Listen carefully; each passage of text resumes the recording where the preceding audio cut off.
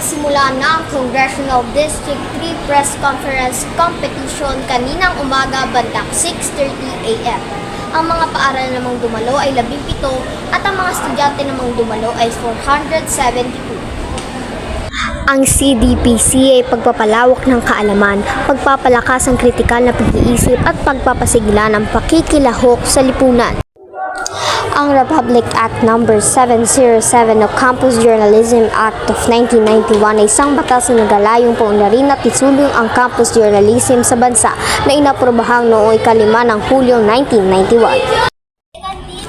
I can develop my mobile journalism skills by practicing every day and by watching YouTube tutorials to help me develop. Sinusunod ko ang mga turo ni Ma'am Josephine Bonasol sa mobile journalism.